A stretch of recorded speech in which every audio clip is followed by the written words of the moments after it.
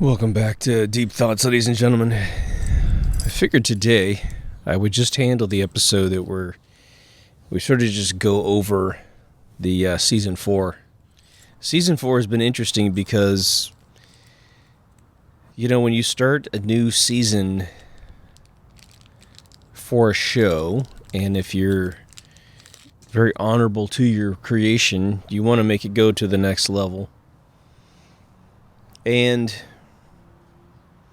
it's funny because the way that I express that in my brain, it's sort of one incidental thing, sort of a low-hanging fruit thing, which is the intro and the music, which sets the tone for the whole show, which I'll get to in a second. And then, of course, upping the exploration and quality of the actual episodes themselves. And then,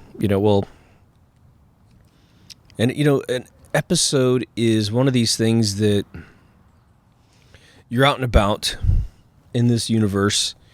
You're messing around with your friends, your family, you're in public, you're totally by yourself, you're with everybody, whatever the case might be. For me, it's dreaming, it's waking up in the morning. You're set. Every single minute thing that occurs has opportunity to examine deeply. They say it's good to stop and smell the roses. It's important to remember to stop and smell the roses, right? I don't disagree. And the whole thing about Deep Thoughts is kind of having a buddy that's got the time and the resources to stop and smell the roses, to just examine what the hell's going on. Now, the cool thing is that I'm not special.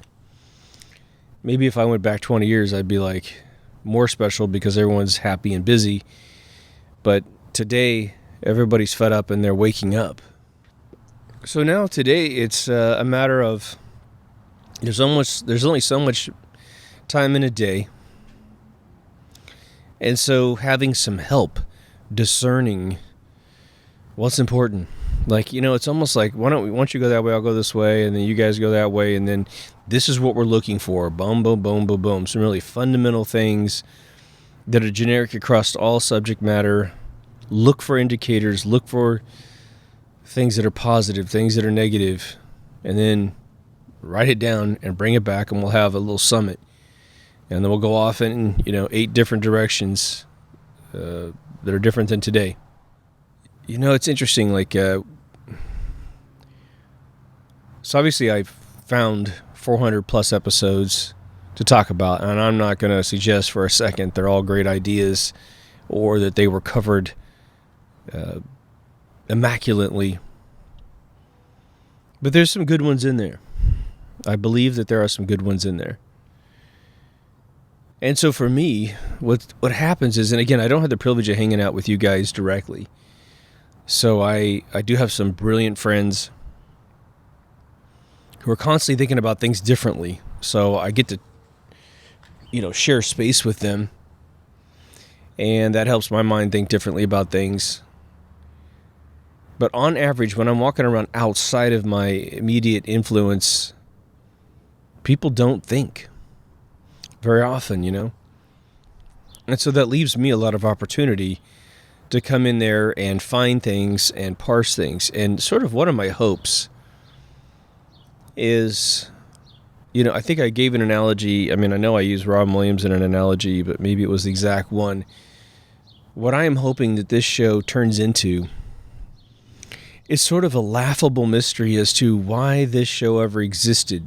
I want people to be so smart and so inquisitive and so well read and so well conversed in everything that is the universe, humanity, whatever, that anyone that would watch this show, minus the language, would say, oh, it's kiddie talk.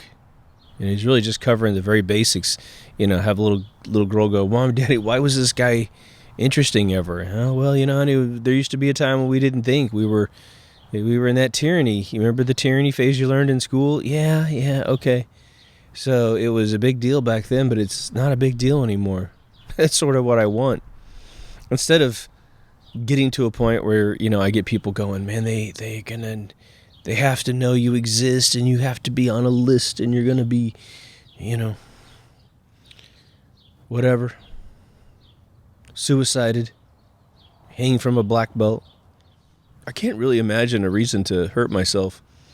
But god damn it, if I was going to fucking do it, I just have always had the fucking willies with goddamn, hanging. I'm sure it's fucking painless. Like when they told you when I was becoming a lifeguard, they said if you ever drown, he says most people, or I shouldn't say most, I think it is most, but they said, a majority of people actually die from the cardiac arrest, meaning the heart attack. When they think about drowning and dying, they're in the water and they're dying of a heart attack and not of actually a lack of air. I think that's interesting. But yeah, I mean, I just don't think anything I say is that profound. For me, ether makes sense. That's the big one this year. Yeah, what are the big themes this year? We're just going to keep this loose and riffy. One of the reasons why I cover ether so much in all my conversations is that it makes complete atomic / physical sense to me. Remember, atom was a word that was chosen because it was the one, the indivisible one. There's multiple of them, but when you get down to a particular particle, now the atom isn't the final one, we know that for a fact. But they used to say, and I used to really marvel at this until I realized that I do it and everybody does it to some extent, but they used to say, they still say it, that Tesla had a mind that was so photographic and so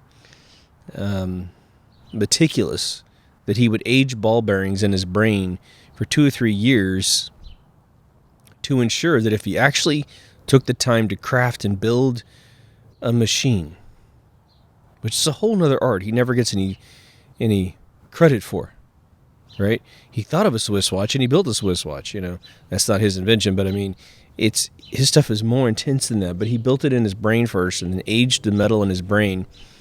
And so that ability to conceive of something completely in your mind and then create it used to blow me away. And then it was like, well, wait a minute. I do that with all my code. I do that with all my screenwriting.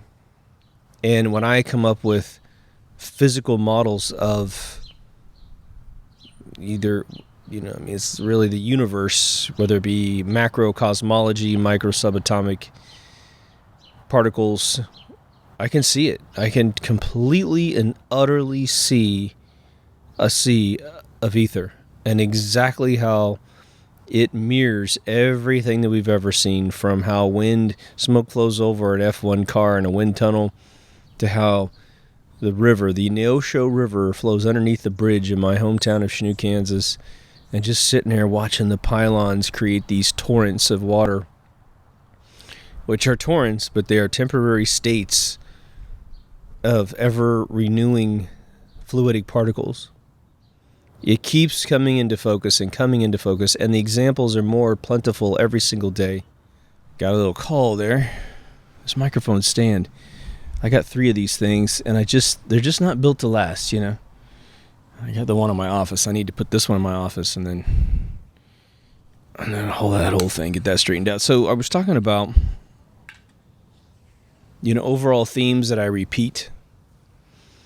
Some of it is just that I want to, well, I'll put it this way.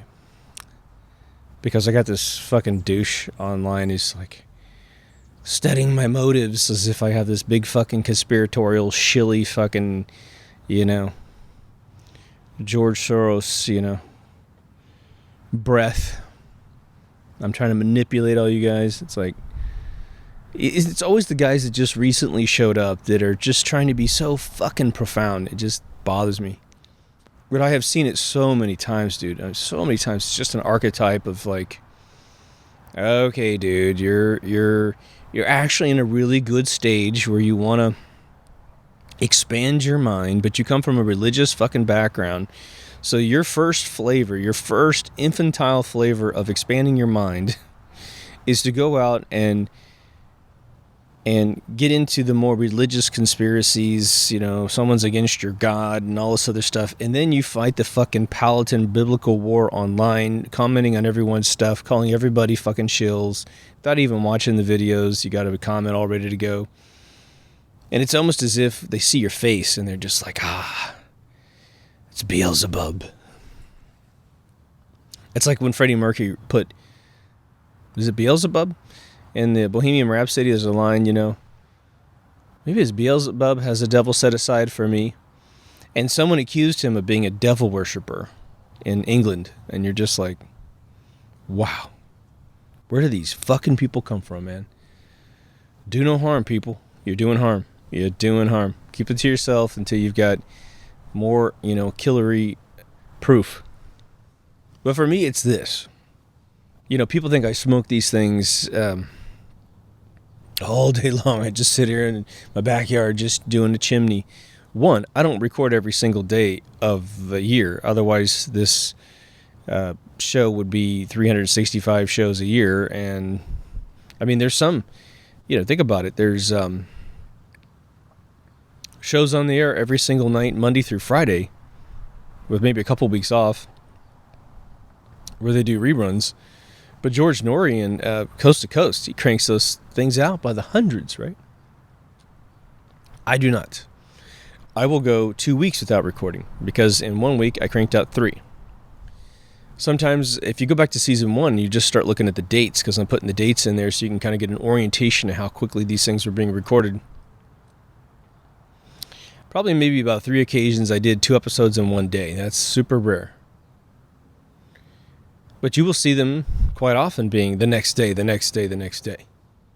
As I came up here on the end of season 4, I wasn't remotely finished with season 4, and here comes June, and June is really the month where I like to clean everything up and get it done, so I can have my middle of summer off, almost like a teacher. But here's one of my points. For maybe some of you, when you turn Deep Thoughts off, you go back to your normal life. I don't think a lot of you are actually like that, but there's a fair amount of people. A little lizard. Awesome. But you turn the show off and you don't think about it anymore. You turn off Game of Thrones in between seasons. It goes a year. You don't think about it. Westworld. We're not going to think about it till next year. For me, Deep Thoughts keeps going 24/7. It's in my brain. I'm constantly mulching things, and you know, there's no ranking system or measurement system for me to quantify how much I think in a day versus how much a normal person or an average person thinks in a day. I don't know. I hope that the average person thinks more than I do. I don't think it's actually occurred based on my experience interacting with the public, or that it occurs. So when I have these epiphanies on camera, or I'm coming to you with sort of a loaded subplot to one of my episodes where I maybe, you know, I suggest a blasphemous concept like lay down the gun of religion, the organized man-made religion. Keep the one in your heart that feels true, that is it is your methodology of living and your methodology of believing in your Creator that is most pure to your soul. And this just, every step of the way, take a look around. Take a look around. You know, a metaphorical analogy is that thing that goes around the web now like crazy, which is there's all these people, you know, all these ghetto guys, man. You don't really see it with chicks. But these dudes that have gotten themselves backed into a corner, maybe they've been to jail and they've come home, but they get themselves all upside down in life, and so here comes the cops for something, a violation of parole. So they're thinking about going back through the process, recidivist return to prison. And so they just get the kitchen knife out, they get a gun out, whatever, and they know they're just going to walk outside, threaten a police officer, and get blown away by the cops. And there's something about being blown away by the cops for them that is better than them killing themselves. It's almost as if they're a coward. And, you know, I'm not saying it's a bad thing. You don't want to kill yourself. You don't want to be like, oh, I can totally kill myself. Hopefully that's not something you're just throwing out there. But they walk out there and let someone else kill them because it's a little bit easier. And they get shot. Maybe they're, some of them are doped out, but I think a lot of people are pretty damn sober. They're just in this state of consciousness that is very, very temporary. But there are some cool-ass cops out there that are like, they immediately engage the guy, and I've seen it a couple times in history. Not a lot, man. And it's really not the fault of the police officers whatsoever. But the cops will be a little more wise, a little older, in their 30s or 40s, and they will start talking to the person and trying to calm them down and saying, look, and some of them will keep their guns holstered, man. They're afraid. They're afraid they're going to get stabbed, or they're afraid they're going to get injured. But they hold out for the absolute longest time they possibly can. I saw a guy get talked down off of his back steps once, and it was so touching. In fact, you know what the big one was? The big one was, I think it was in the Philippines. A guy walked into a police station with a weapon, and I think it was a big-ass knife. But it was like this guy who had lost his job, and I forgot the reason why he was there, what was driving him crazy, but he walked into a police station and was just threatening everybody with a knife. And this young guy, I would say he was no more than 35. He could have been 25. I don't know, somewhere in that realm, that decade. He's a pretty big dude. And he's got his bulletproof vest on, it looked like, but his arms are all exposed. And he's telling his buddies, don't hurt this guy. Because he could see, even though that weapon is formidable, he looked into that guy's eyes and just essentially, because there was an interview afterwards, that's why I'm saying this, but he'd had some things stolen from him, this guy. He had lost his job, I think was the story. And this dude talks him off the knife, and he puts it down, and he gives the dude a hug. And it was over. And what's interesting about that is that I'm not sure that the cop has lived enough years to understand how amazing he was in that moment. In a world where, they dramatize police brutality, and sure, it exists in lots of places in this world, and it's way worse than it's portrayed, but in a civilized world, they'll still portray it as bad to create these race wars. The deep state loves civil war, right? Don't pay attention to me, pay attention to each other, and hate each other for ridiculous reasons. But you could see this guy on camera. It's a shitty surveillance camera, but I believe it's in color. The guy just burst out into tears. And the cool thing was, I believe the end of the story was that the police officer took up some money in the precinct. I think this is in the Philippines, but he gave the dude a guitar. Something similar to what he had stolen. And instead of going to jail, he came into a police station of all places with a weapon, and really could be charged with attempted murder or whatever. He wasn't. He never saw any charges because why? Instead of the myopic binary pass or fail law system, God and humanity stepped in and said, we're going to handle this ourselves. It's like all the cops in my hometown, when kids would make mistakes, good kids would make mistakes, and the police officers would just kind of look at the situation and go, is anybody harmed? Okay, everyone's in one piece. All right, here's what you're going to do. You go back in your house, you get that kid home, I take it you'll fucking discipline this kid, right? I don't want to see this kind of shit again. We had a friend of mine. She got a little wasted when she was young. I said once before, our police officers would actually purchase, for some people, not for me. I had a paramedic at the hospital buy my booze when I was a kid. But the police officers would buy the cute girls all their booze. In fact, one of them married a girl in my class. Very interesting. And they were together for a very long time. It's crazy. But this one girl had drank a lot. She's driving home, and she hits a parked car. But it was like one of the only super tight IROC Camaros in town. But it was owned by a guy with a hearing impairment, and he had the machine, from his ear to like a little machine. this guy comes out and sees his baby that's been hit by this girl. Now, the girl didn't necessarily try to run, but she was just so wasted. She turned the corner and parked in a driveway and just sat there in the car. So the side of her car is totaled, the side of his car is totaled. And, of course, he calls the police. Police show up, and she doesn't try to hide it or anything. But they, and she's literally like 2 doors down. But they helped him out, and, of course, it's not his fault, so his car is going to get repaired 100% with the insurance.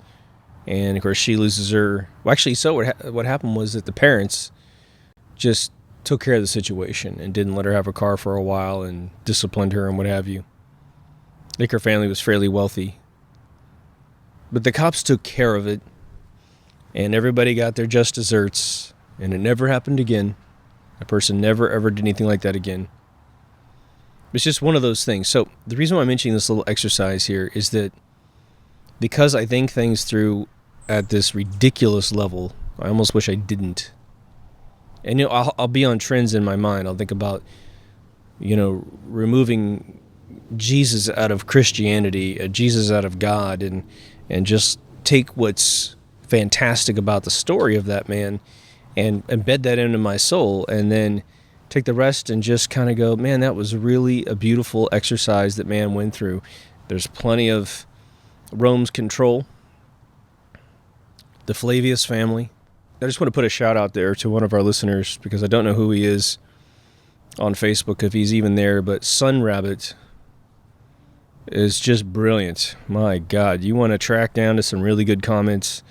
Sun Rabbit is like a mini Deep Thoughts in the comment section. Just so well thought out. You don't even have to agree 100% with what he says, but I think it's a he. But somebody went off and talked about the same exact experience that I went through, which is, no one is sitting there saying, don't believe in Jesus because I think you're dumb, or I need to hurt you, or I'm a Satanist or some bullshit. It's like, no, don't think about it like that if you're listening to me, because that's not my pitch. My pitch is free your mind down to a blank slate. Remember The Matrix? When, is it Morpheus? I got 3. I got Mobius, the artist. Morbius, which is in Forbidden Planet, and Morpheus, which is in Matrix.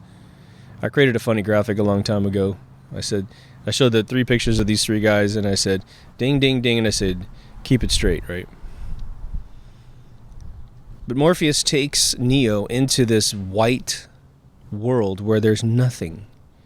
And this is when he brings the racks of guns, and they do all kinds of wild jumping exercises. But prior to all that contextual introduction into the scene, he's sitting in this white room. And I want you all to experience the white room. It doesn't have nature. It doesn't have science. It has nothing. I assume white is a little more comforting to the mind because there's information for where you are. You're not floating in blackness. I think that would freak a lot of people out. Again, I had a dream once. Well, probably the most bizarre, sort of unsettling dreams I've ever had is floating in blackness. But that was odd. There was also that floating fiber stuff just lightly in the air. But there was no light source. I was floating in nothing. I didn't have any sense of falling. I think that would have been the thing, would have been pretty terrifying to be. But even if you started falling, you immediately would adjust your perspective to falling, and you wouldn't feel like you're falling anymore. But this is what I do and have done with my mind, is reduce it down and build it up. It's almost like if you've ever seen the movie War Games, but in that third act, that last scene, you have the scientist who created him trying to talk him down from launching a global thermal nuclear war, right? And so he challenges the computer eventually to tic-tac-toe, but he tries to liken tic-tac-toe to a global thermonuclear war and says, look, you'll never win this war. Go ahead and run every simulation you can.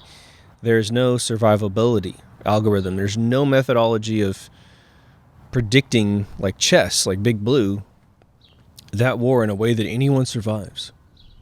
But what he does is he cleans the slate. It starts happening really, really fast. He cleans the slate, launches all the bombs. Cleans the slate, launches all the bombs, right?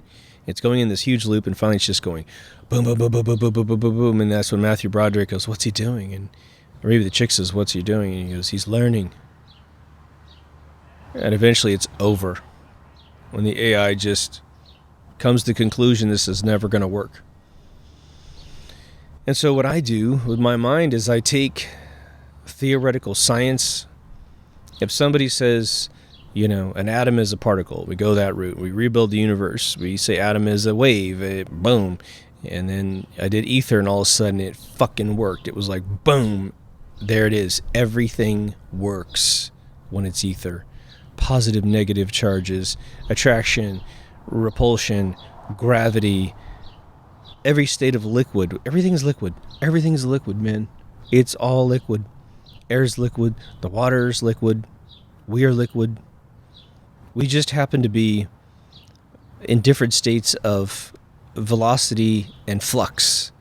And so we feel like we are mass in terms of our, that thing. So I tap the air right next to it and you don't hear it because it's in a more fluidic state. It's the same stuff everywhere. I'm staring at plants. As I do this show, I'm staring at 2 rose bushes, one red, one white. I've got a plumeria in front of me that I planted 3 or 4 years ago, and it's just blowing up. I'm so happy. A whole cinder block fence between me and my neighbor is covered in millions of leaves, right? I can't see the fence whatsoever. I got a cluster of palm trees in the corner. Big ass, father time tree behind me and beside me and behind me. Millions and billions of blades of grass. And I sit and stare at this while I'm talking to you guys, and I'm looking at the Fibonacci pattern in a bloomed red rose right now. And over there, the white rose blooms a little bit different of an algorithm. Got little tiny buds coming off this other one.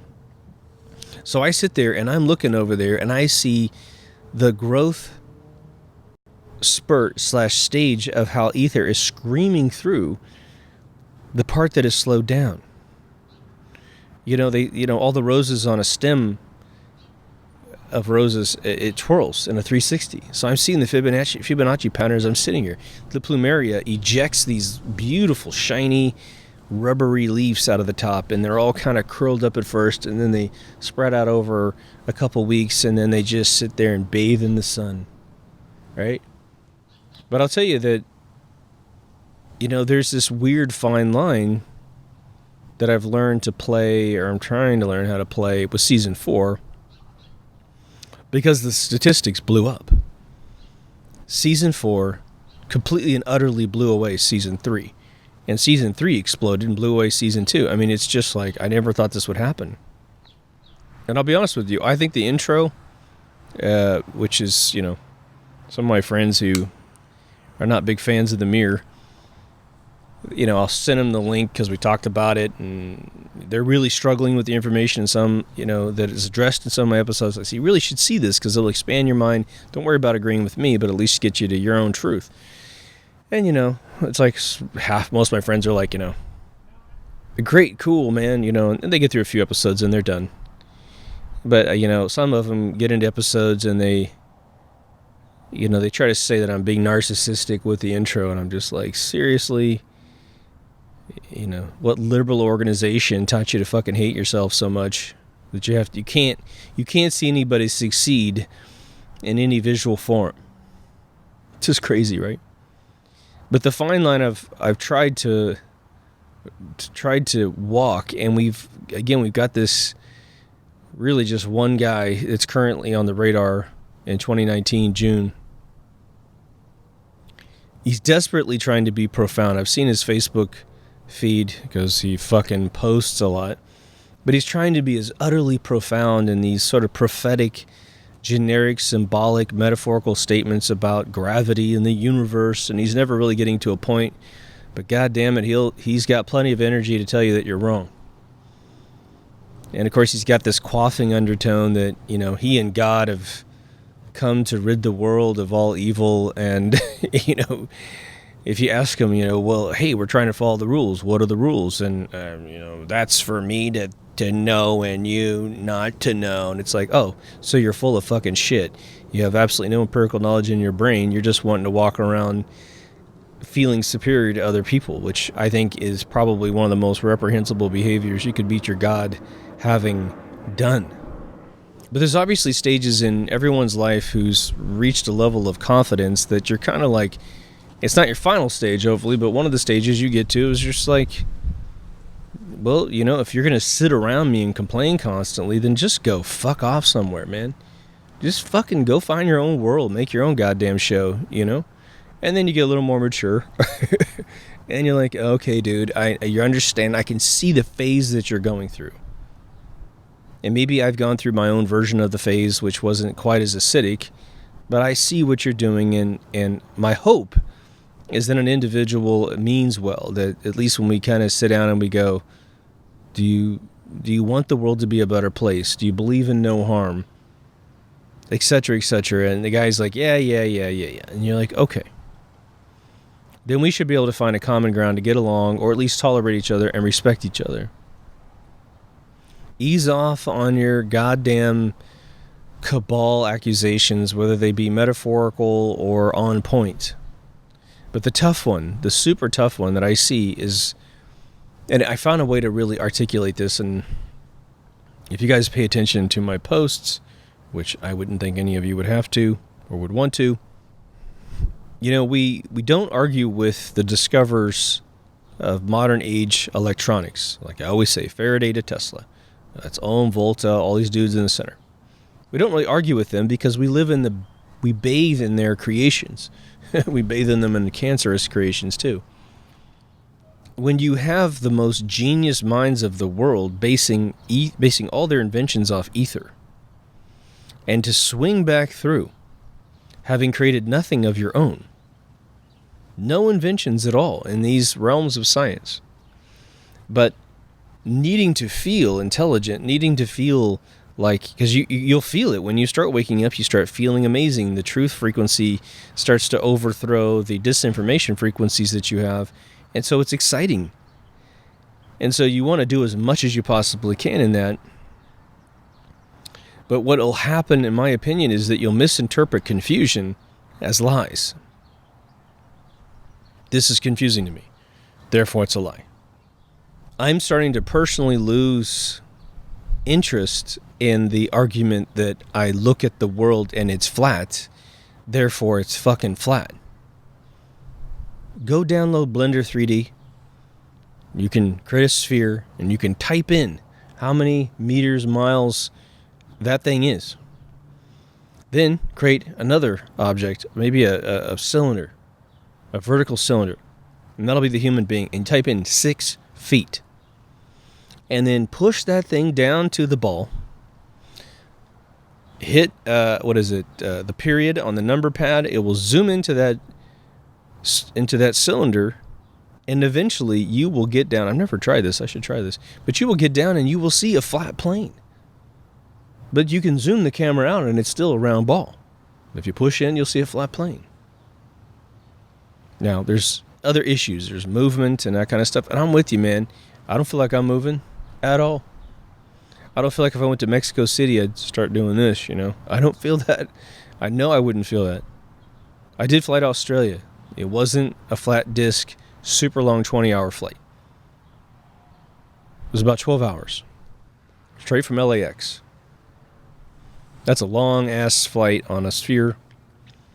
But I think it would be impossibly long on a plane. There you go. What do you want me to do with that? If you haven't taken that flight, and you're just like, well, we're just going to not listen to that because that fucking totally negates the flat earth thing. But for me, if I woke up every day and something was confusing and I really wanted to solve the problem, the last thing I would do is continually say that my suspicion or my confusion was the fact to the whole world. Especially, I would never do that because the fucking internet's forever.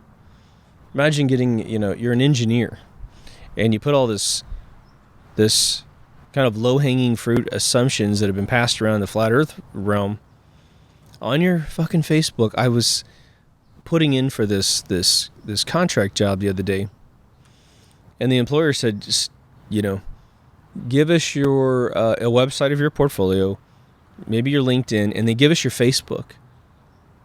And I was just, I don't have anything on my Facebook, so I just was like, I don't do Facebook, man. And fuck you that you want to look at my personal social world to determine whether or not I get this job. I mean, fuck you, dude. Seriously. What kind of fucking shitty-ass company is going to be like snooping in your fucking Facebook? Well, if you like Trump, you don't get the fucking job or whatever.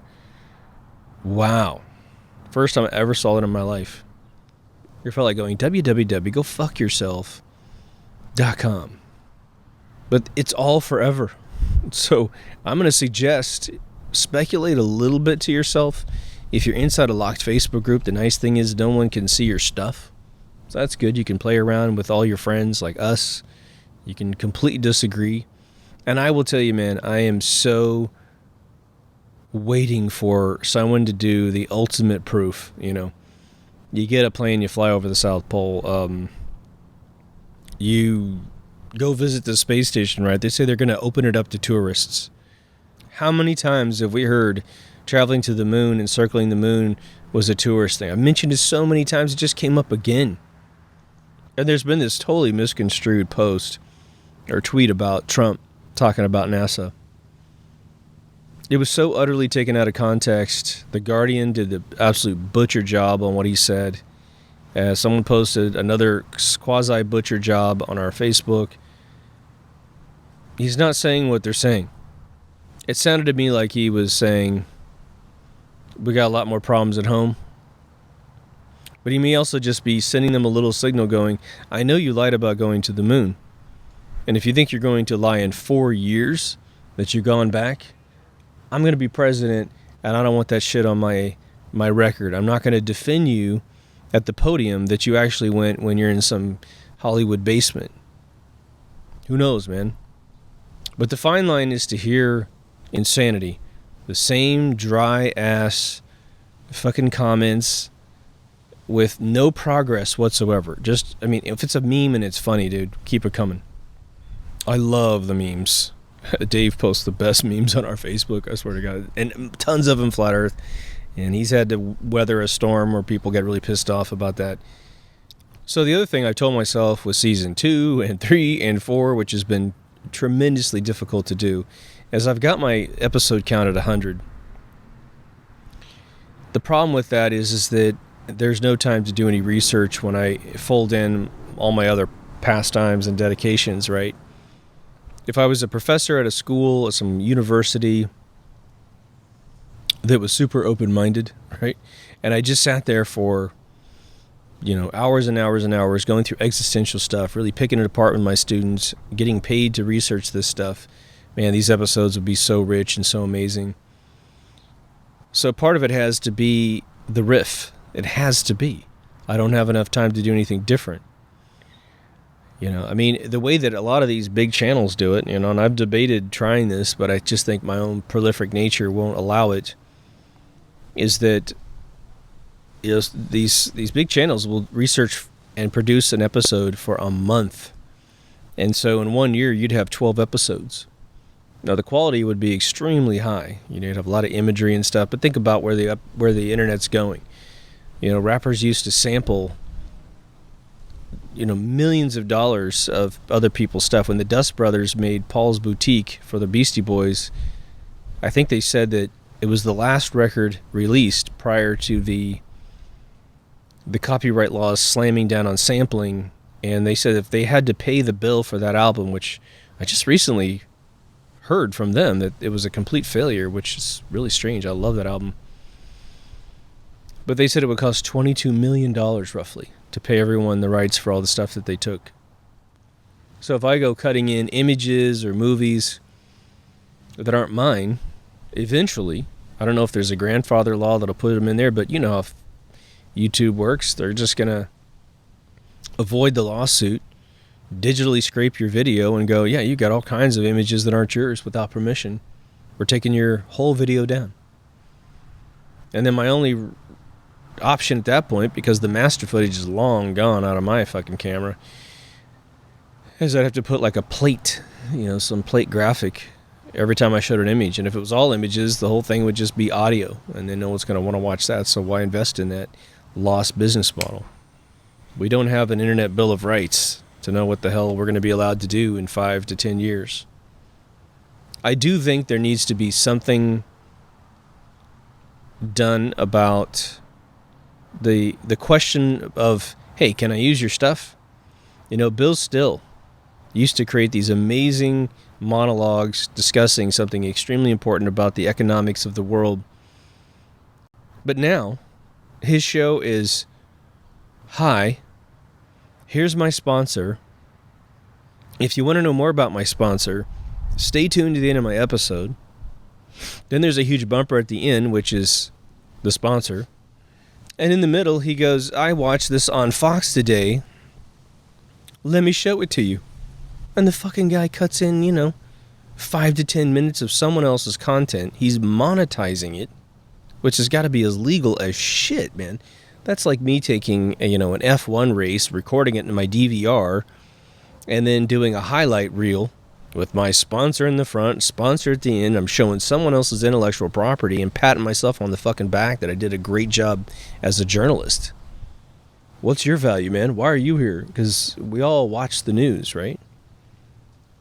I help a buddy moderate from time to time. I'm a moderator on there, but I don't do as much as I would like to. But the Vincent Fusca page, some of you belong to it. The dude's got so many subscribers, it's crazy. He's got 5 times the subscribers in less than a year than we have for Deep Thoughts Facebook page. But we had a problem where people were posting the news constantly. And I mean just like they saw it on somebody's website, they paste the article in, then they go back out and find another one, and they paste it in. And I finally had to say, look, guys, let's assume that everybody knows how to find the news. The Vincent Fusca page is about Vincent Fusca / the possibility that JFK Jr. didn't die and that he's Q and blah, blah, blah, blah, blah. It's not my page. Don't give me a bunch of bullshit about the charter of that page. You're wasting your time. That's my friend's page. That's his passion. But I'll tell you this, dealing with the comments, most of them are, 98% of the comments are just so constructive and intelligent and educational. It's a privilege to sit there and be at the center of this whole thing. But the more I learn to deal with it, the more I actually have matured in my personal life. Because I'll sit in a room and someone will be saying something that I used to jump in on. And, again, I gave you the one example of the guy at the lounge a couple episodes back. That was a unique thing where I actually said, okay, this guy is, one, commandeering the entire room with his big fucking mouth. And so if we're going to be forced to listen to his diatribe, he's going to listen to ours. And so we talked him out of the room. It took 2 hours. But I think it's interesting because there are definitely, like this griefer that we have now running around, God bless him. I assume these individuals are fairly isolated in their home. They're coming through maybe a desktop computer, a laptop computer. I doubt this particular individual tippy-types with his thumbs on a phone. But there's this, and there's funny because there's been two episodes. There's an episode of Twilight Zone, and there's a scene in The Jerk, 1979, I think, with Steve Martin. I forgot what it was called in Twilight Zone. I just recently rewatched it, but there was this, back in the 60s, there was this episode where a guy was in his house. He's a complete sociopath. He wears this little visor, like a pit boss, casino visor. Almost like he's a dealer. But he's combing through books. He's coming through white pages, which is the pedestrian version of the old phone book. Yellow pages being the business side of it, right? For those of you who don't remember. Because you never lived through that whole era. But he would call up people and get people fired by threatening them that they had done something that was communistic against America. But this guy was completely fucking delusional about what was bad and what was good. And so his goal by the end of the episode was to do something to all the liars of the world. And through another conversation with another person, because I think the FBI showed up, the IRS showed up or something, and they had some shit on him. And he was like, me? I'm like the most American guy in the world. I spend my whole life persecuting other people, which is essentially the paper version of what's going on the web right now, except there's a million of these people. And he got this big notion to make all the evil people like 2 feet tall. And he said, on midnight tonight, all the evil people in the world are going to turn to be 2 feet tall. And at the end of the episode, he became 2 feet tall. But in The Jerk, there was the guy that played sort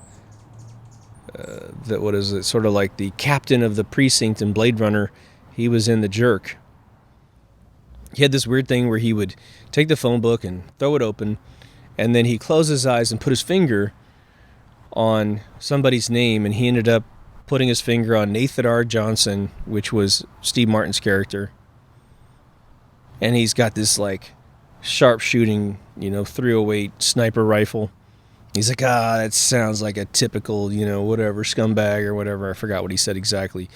But then Nathan R. Johnson is this innocent, beautiful guy who left his rural country bumpkin town because he was a poor black child. But that's how he opens the movie, but he's a white guy. He's just totally corny. He can't hold a beat. But anyway, he's working at the gas station. He's finally got his life together. He's got a little uniform on. It's full service days back in the day. And he's out there filling up a car. And the guy is laying down across the gas station in his sniper rifle. He's a horrible shot. And he shoots his gun. And it hits an oil can. But he can't hear the shot because it's so far away. And Nathan, Steve Martin's character, looks at this oil can. And it's starting to just eject oil out. And he's like, oh, man. And he goes, hey, man. And another shot comes in, and two more oil cans are puking out oil. And he's like, hey, man. He goes, I think we have defective cans. And the Jewish guy that runs the gas station, he's like, no. He goes, we don't have defective cans. We got a defective person. And he points out towards the sniper. And so Nathan's like looking over, and then he's like, boom, boom, boom, boom. It's like a semi-automatic something or other. Maybe it's an M16. But he shoots a bunch more cans because he's such a horrible shot. And so, Steve Martin's character looks at him and goes, he hates cans. And he runs inside, and he's just blowing away the whole gas station and, shooting cans. And Steve Martin hides behind some cans, and he looks down and he's like, oh my God, more cans. And he runs away. It's one of the funniest scenes ever. But I feel like these people that there's certain people, there's women that do this, men that do this, they're young, they're old, not too young usually, but they want to exert their authority over you. They want to put you in their envelope. They want to control you, and they try to use that language. This fucking guy said to me, I'm looking at your motives. And it's like, fuck you, dude. Fuck you. Come to my fucking house. I'll knock you the fuck out, and you can check my fucking motives, asshole. It's the whole back feeling story that that I'm some fucking shill. It's, oh God, it just so fucking pisses me off. It's like, oh, you're the complete cocksucker that reported neighbors back in the day until everybody was gone and then they came to get you. That's what kind of piece of shit you are. Fuck that guy. Unsubscribe. Take off, dude. It's part of the old world methodology we got to bring back, man. I swear to God, just pussyfooting around these people that are just the vile fucking humans of this world. The way I usually say it to my girlfriend, I'll say, look, these are the kind of people that make the world suck.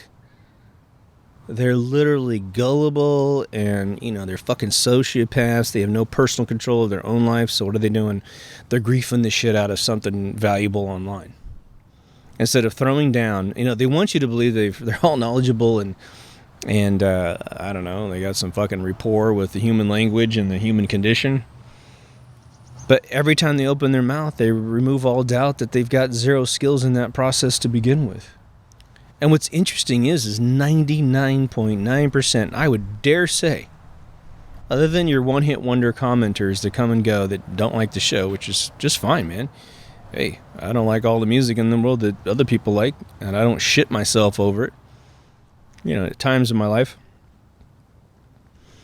I'll leave a comment and say, I think, Katy Perry's music's bullshit, but whatever. I don't sit there and, subscribe to her Twitter and torture her every single day. Hey, it ain't for me. It's for somebody else. And I'm sure my music was the same way for someone else. But everyone else seems to get it at all these different ages of all these different locations on planet Earth. How is it? How is it that this person comes in with blinders on, can't see how everyone else is behaving in the room? Because that's how it works in the real world. You go to a foreign country and you're not quite sure because you can only do so much homework online, or maybe you didn't have any time to do any homework. But what do? You shut the fuck up and you look. You look around at what people are saying and what they're not saying.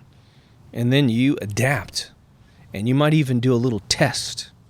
I'm going to test emulating the local population, see if I've got what it takes. Maybe I can't emulate them very well, so I should just be quiet. What I do find, though, and it's so encouraging and so awesome, is when I really meet, and this happens all the time. This is not a rare thing. I'm going to say it like it's rare, but it's not. And this is what's awesome about this channel. When I bump into brand new people who disagree with me, but they're so constructive, and they really are just trying to find the truth. And for them, this other belief system, for them, is still profound.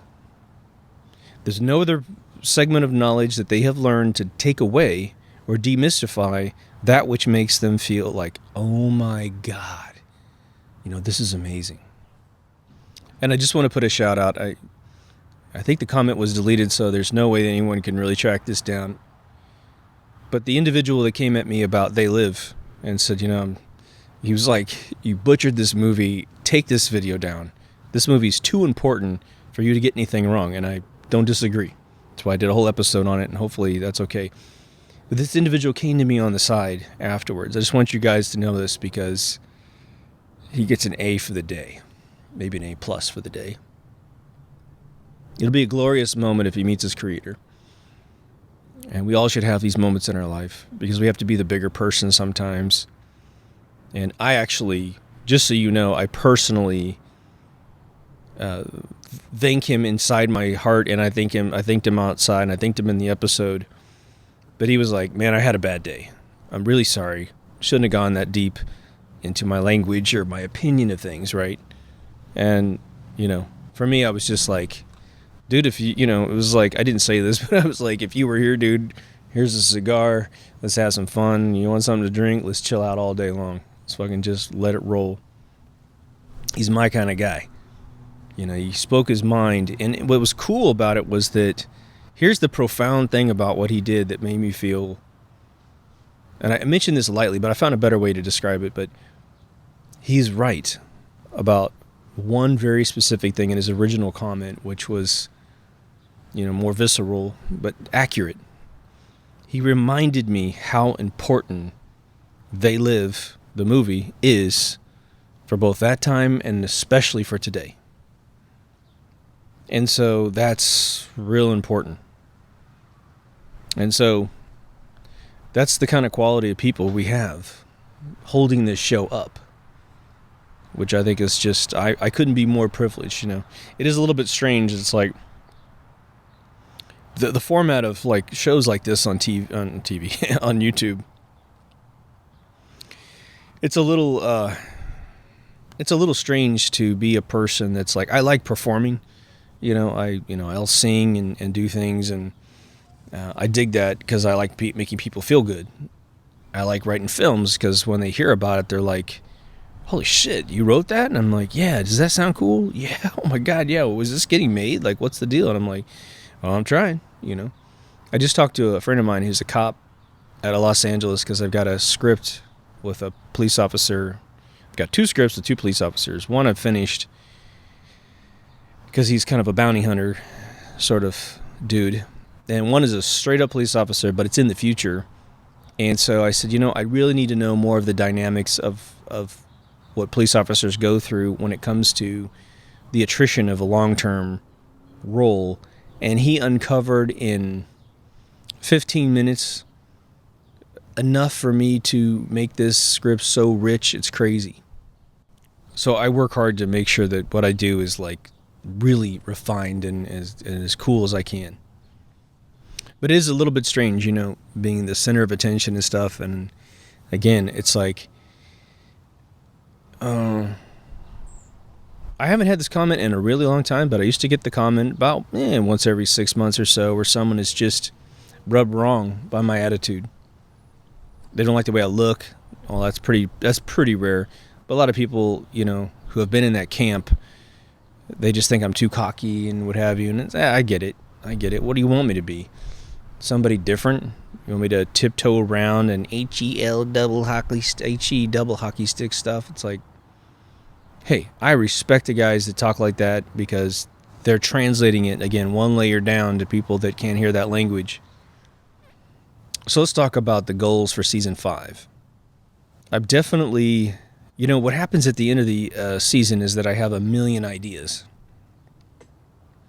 Part of it is that some of my ideas would make every episode cost quite a bit of money.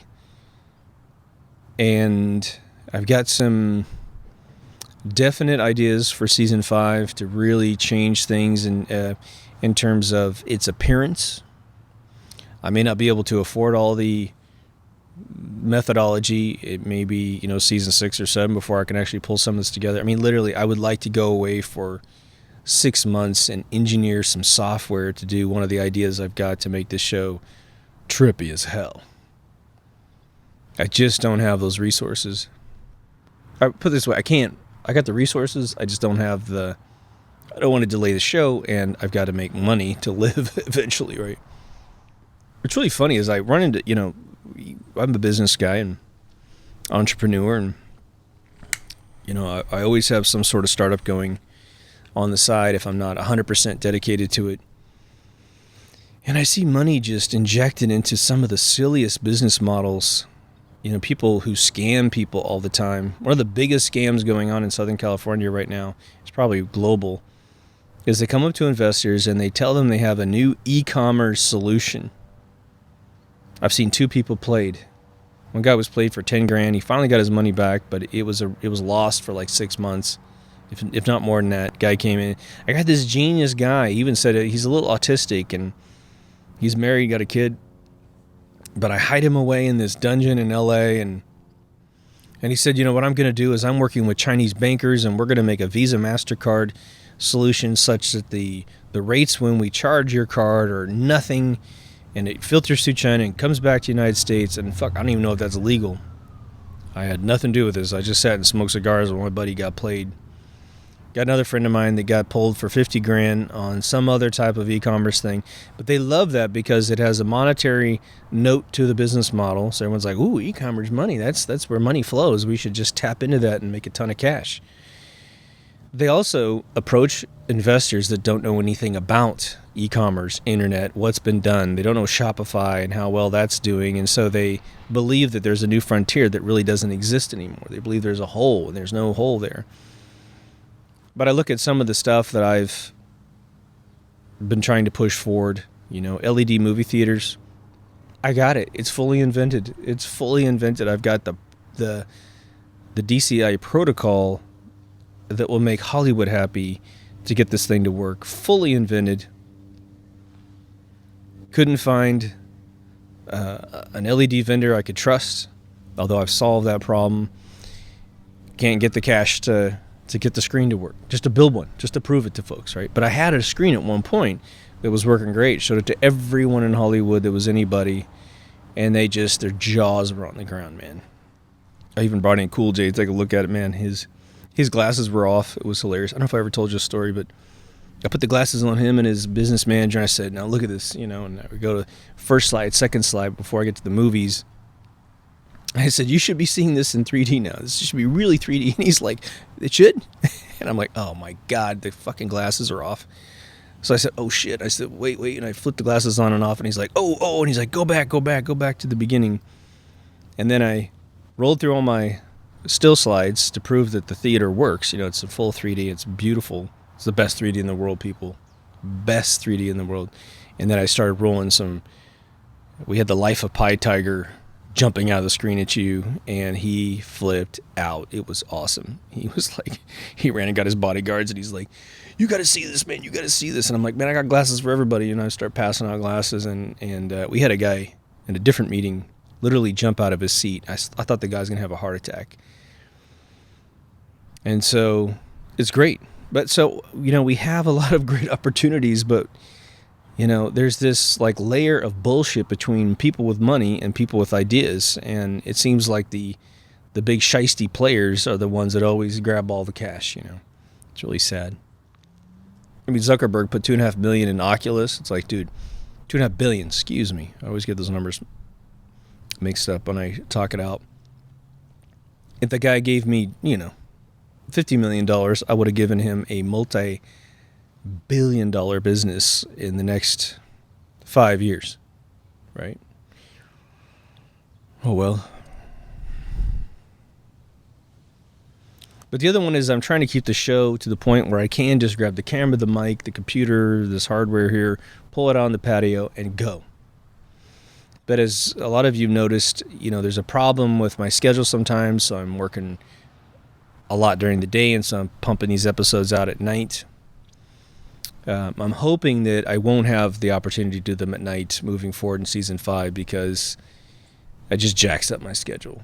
The rain. If it rains, I can't do an episode outside at night, and I'm not going to try to build a little studio in my garage. When it's during the day and it rains, I can push the car out, and the ambient light coming in is fine. I like being outside. I think it's part of the methodical nature of what we're talking about. Again, staring at nature while I talk is so therapeutic, it's crazy. I've contemplated cutting all my hair off for Season 5. We'll see.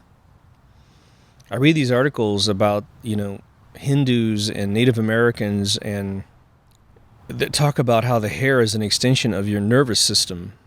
We know that DNA is a double helix, which is shaped like an antenna. Hair is made out of calcium crystals, right? And so, I don't know. I mean, is this why I've been so existential for the last, I guess it's 12 years that I've had long hair? If I cut off my hair, am I going to turn into a non-existential person? Don't know. Give me your opinion. When I do a new season, another thing, I've mentioned it several times in episodes, but I want you to know it applies here as well. And it's just funny how these little things get in your brain. Having just mentioned Cool J, when I was a kid, again, I bought his first album, Radio. I think I got it from Walmart where I worked in my little hometown. The cassette was $8.23. Put it in my car, and I'm driving around, and no one's heard of this guy, and I'm blasting the best rap that anyone's heard. And, everyone's like, where did you get that? I'm like, wouldn't you like to know, right? It was the old game we used to play. But like I said, I got so into it, and it was so famous. I Need Love and Radio, and my God, Rock the Bells, and I Need a Beat, and just damn. It was so packed full of hits. It was crazy. It was just an upgrade. It was like Mozart playing more notes. He was speaking faster, and now he's slower than the other guys. Then again, you can understand what he says. But I go off to Wichita, Kansas, the Town East Mall. I'm in Camelot Records, and I see Bigger and Deffer in a cassette form. Tim standing on a car, leaning up against the fence, and I'm worried. I'm worried that this album is not going to live up to the first one. Because, you get let down a lot by artists. It's a tough game, man, to outdo yourself. Put that thing in my car. It was a weird night where I walked out. This is trippy. I had a 1976 Dodge Charger Special Edition Eggshell White, as I've said once before. It's kind of a mama's looking car. It's not the General Lee, unfortunately. Why they went from the General Lee to this Cordoba ripoff was just beyond me. I mean, who at Dodge was like, oh yeah, we got that badass fucking, GTO looking thing, and let's go to this mama's car. I mean, what fucking morons did that, right? But I walk out to the, this is just a little anecdote on the side. I walked out to the parking lot I got in this 76 Dodge Charger. I'm in the front seat. I put the key in and I try to turn it to start the car and it won't start. And then I'm like, what the hell, right? And I'm looking around and I suddenly realize this isn't my car. Someone had parked a car just like mine a few feet from my car. It must have been 20 feet from my car. And my key worked for their door but wouldn't work for the ignition. And, at that point I'm kind of terrified because it's at night. I'm in someone else's car. It looks like I'm trying to steal the car, right? And my radio was all screwed up. So when I reached down and my volume knob had popped off because it had been broken. And I reached down, the volume knob was there. That's when I knew it wasn't my car. So I get out and I'm like, oh shit. And I lock the door. And I go to my car. I'm probably like 16 years old. 16, 17, somewhere in there. Get in my car and I push this tape in. And of course, the first song that comes on the first side is I'm Bad. And I'm driving home. I got a 2-hour drive home at nights by myself. And this album, my car had the auto flip feature, which was super cool, right? Flip sides on the cassette and play it backwards, or not backwards, but play the other side, right? My mind was blown. I played this album twice on the way home, and and at the very end of the last song, I think on the second side, it goes quiet, and LL comes on, and he goes, you don't think I could do it, did you? You didn't think this would beat the last one. He goes, well, the joke's on you, Jack. And he's got these guys screaming in the room, and they all laugh really loud, and I'm sitting there, and he sucker punched me with that line because I was like, yeah, I didn't think you could do it. I didn't think you could blow it away. And you did.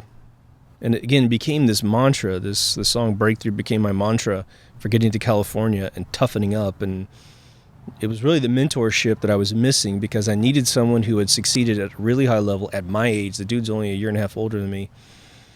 And, to eventually work with the guy and meet the dude was like euphoric, So as I apply myself, whether it be a film, whether it be I'm changing my look, I'm changing the show, I'm changing the episode charter, how much I produce a show or do research in a show, that's what I'm thinking about is bigger and deafer.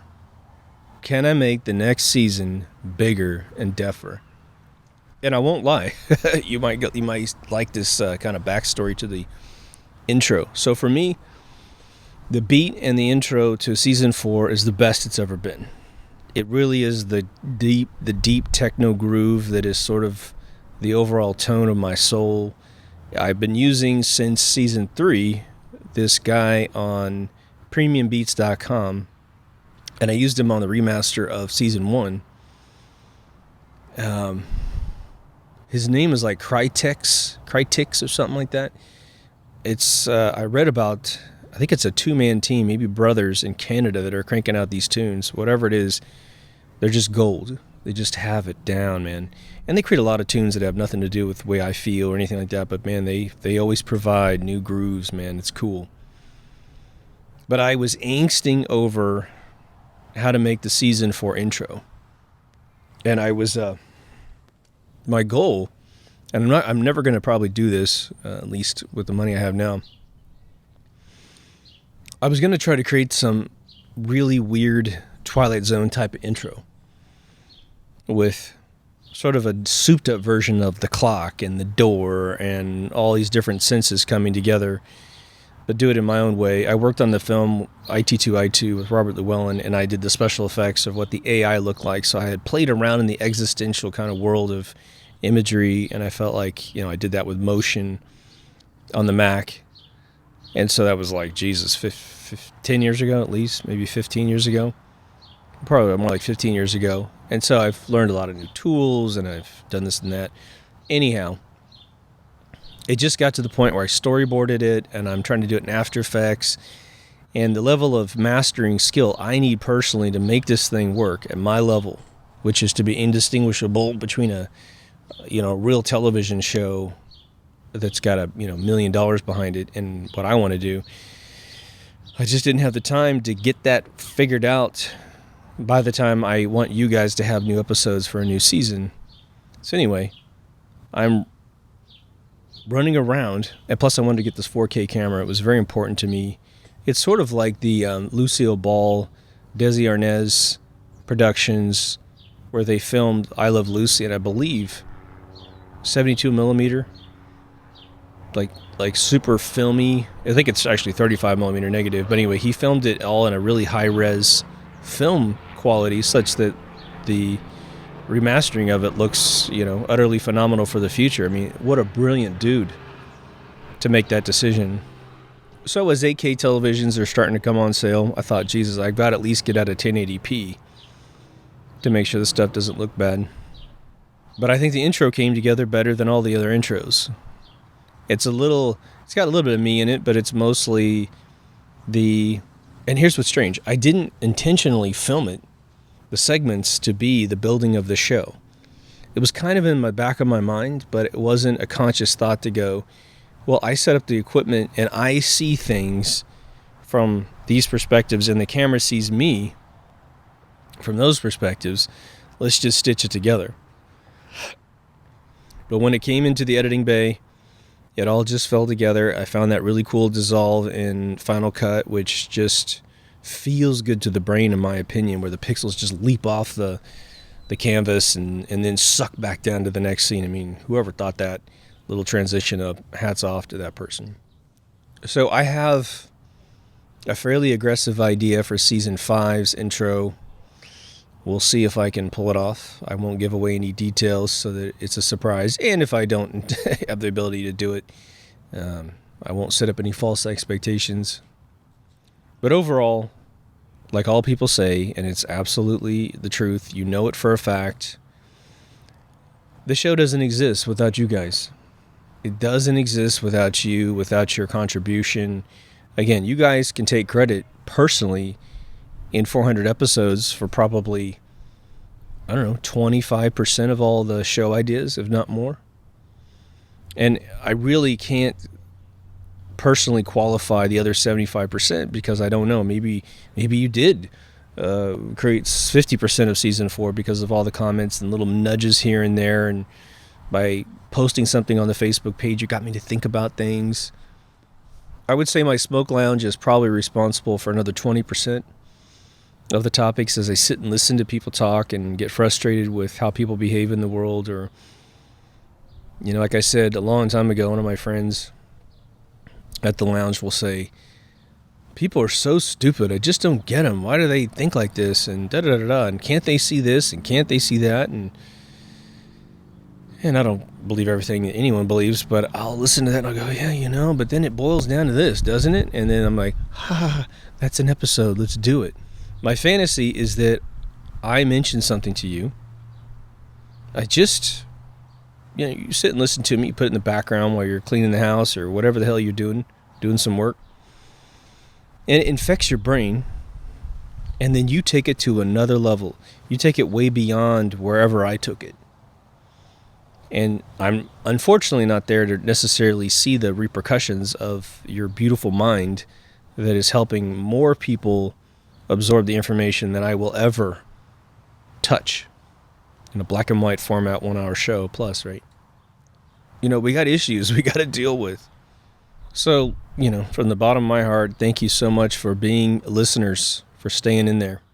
As much as an episode may or may not tickle your fancy or really talk about anything that's profound to you, just know that I don't come onto this porch ever intending on creating a filler episode just to get my numbers to keep going.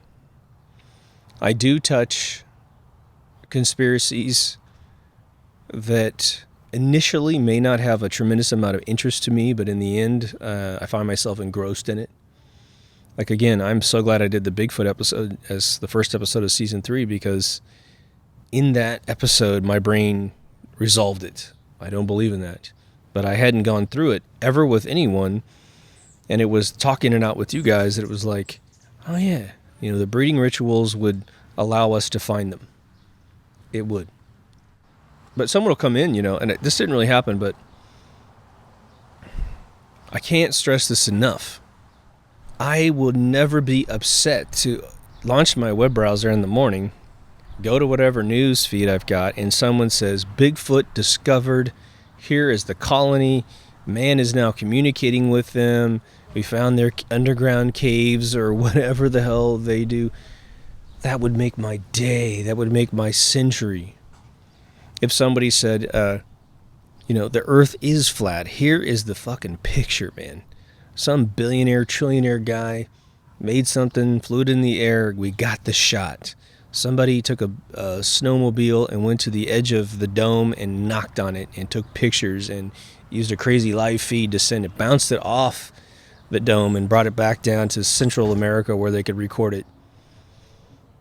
That would be the most awesome day of my life. I'm not telling you that these things, that I don't believe something is true so that I'm right and you're wrong.